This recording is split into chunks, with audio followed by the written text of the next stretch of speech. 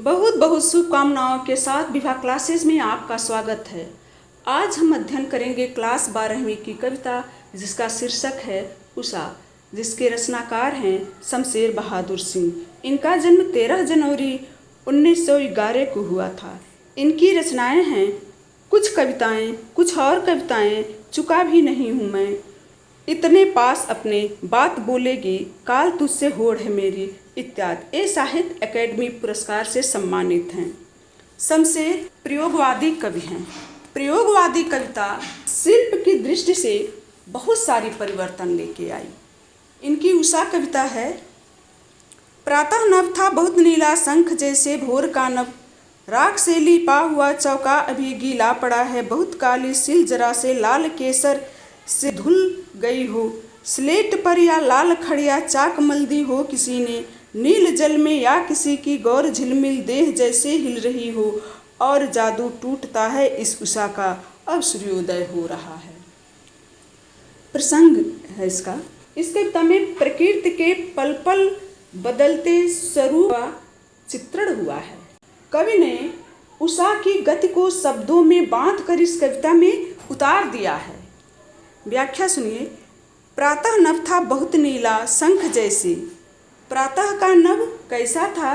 नीले शंख जैसा, नीले रंग का था, जैसे नीला शंख होता है।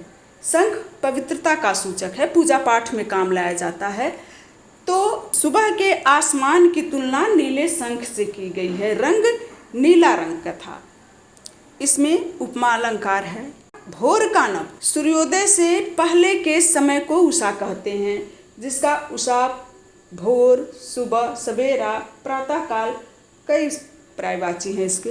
तो भोर का नभ, प्रातः काल का आकाश राख से लीपा हुआ चौके के समान है। राख से लीपा हुआ चौका अभी गीला पड़ा है। रसोई घर को चौका कहते हैं, जो कि राख में पानी मिला के लीपा जाता है। तो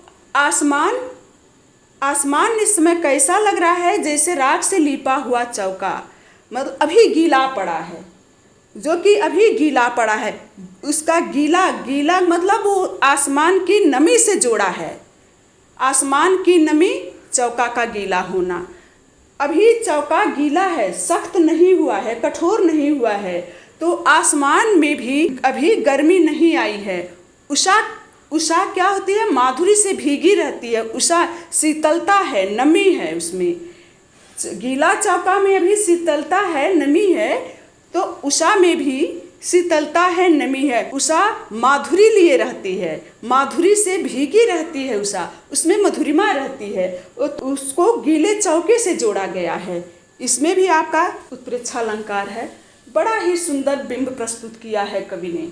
गीला चौका गांव का है, गांव का दृश्य है। ये गांव की सुबह है, गांव की सुबह से ये कविता जुड़ रही है।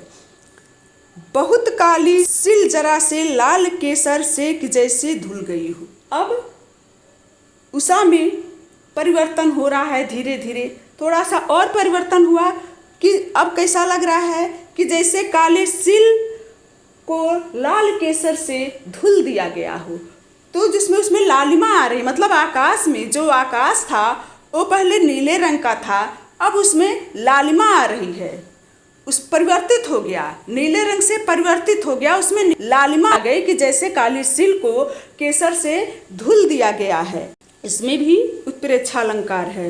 यह कविता जीवंत परिवेश से जुड़ी हुई है।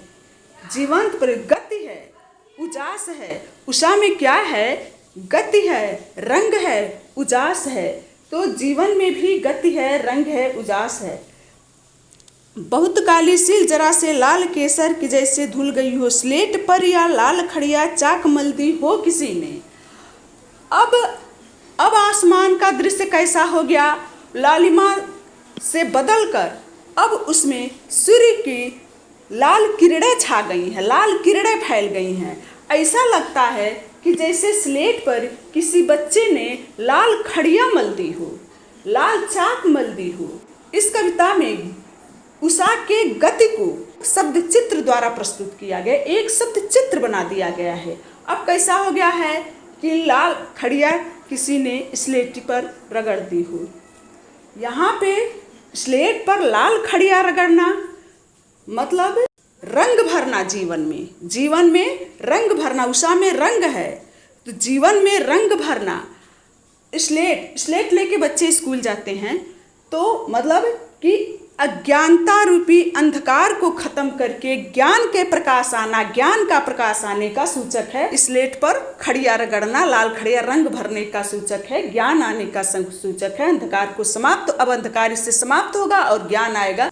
यह कविता सुबह के गांव से जुड़ी हुई है। गांव में क्या है, पूजा पाठ से शुरू होता है गांव का कार्यक्रम। सुबह नहा धो के पूजा पाठ, चौका लिपा जाता है, बच्चे स्कूल जाते हैं स्लेट लेके। तो गति गांव की गति से जोड़ा गया है। गांव की सुबह है यह। गांव में वहाँ सिल है, राख से लिपा चौका है, स्लेट है और नील जल में या किसी की गौर झिलमिल देह जैसे हिल रही हो। अब जो पहले तो नीला आकाश था, फिर परिवर्तन हुआ, उसमें आकाश में लालिमा आई, फिर परिवर्तन हुआ, सूर्य की लाल लाल किरणें दिखाई दी, जिसको कि स्लेट पर चाक रगड़ने जैसा कहा गया है। अब ये सब अदृश्य हो गए, अचानक खत्म हो गए। अब सूर्य के निकलने का समय हो गया। तो सूर्य निकलने से पहले आसमान में जैसे सफ़ेदी छा जाती है, उसकी तुलना की गई है कि ऐसा लग रहा है जैसे नीले जल में किसी गोरी युवती का शरीर हिल रहा हो। आसमान का दृश्य अब वैसा हो गया है जैसे नीले जल में किसी गोरी युवती, गोरी रमणी का शरीर हिल रहा हो। आसमान फिर परिवर्तित हो गया, उसका दृश्य बदल गया। और जादू टूटता है इस उषा का, अब सूर्योदय हो रहा है। उषा का जो जादू था, जादू मतलब सम्मोहन, जो सम्मोहन था, जो जादू था वो अब खत्म हो गया, क्योंकि अब सूर्य का उदय हो रहा है। तो उषा काल की जो मुग्धता थी, उसमें जो सम्मोहन था वो अब टूट गया, भंग हो गया, खत्म हो गया, क्योंकि सूर्य का उदय हो रहा है। कला पक्ष इस कविता का देखिए, ये प्रयोगवादी कविता है। शमशेर प्रयोगवादी कवि हैं, बिंब धर्मी कवि के रूप में जाने जाते हैं और ये बिंब धर्मिता इस कविता में बखूबी उजागर हुई है। नए प्रतिमान, नए उपमान, नए शब्द चित्र प्रस्तुत हुए हैं, नए चित्र, शंख, चौका, स्लेट, ये सब नए उपमान हैं। भाव पक्ष से यह कविता जीवन के परिवेश से जुड़ती है, जीवंत परिवेश का उदाहरण है यह कविता। उषा में रंग है, उजास है, गति है। ये कविता भी जीवंत परिवेश प्रस्तुत करती है। कविता में जीवन का हलचल है और उषा का आना मतलब अब अंधेरा खत्म होगा और प्रकाश होगा। उषा किसका संदेश देती है? उषा आने का संदेश, उषा किसका संदेश देती है कि अब अंधेरा खत्म होगा और प्रकाश आएगा।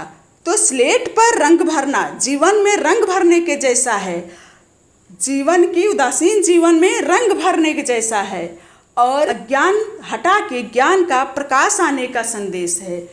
तो यह उषा हर कालिमा को चीरती हुई प्रकाश आने का संदेश देती है। धन्यवाद।